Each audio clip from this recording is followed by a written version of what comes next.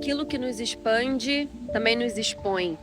Se você parar para observar os animais na natureza, é assim.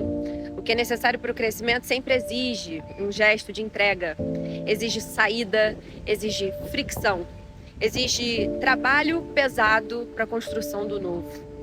O mesmo vale quando nos sentimos atacados, predados. O coelho, para viver, precisa deixar a sua toca. E ao deixar a toca, ele se torna vulnerável. Mas sem isso, ele não se alimenta.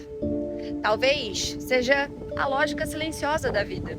Se você se sente vulnerável, talvez esteja exatamente no seu maior momento de expansão.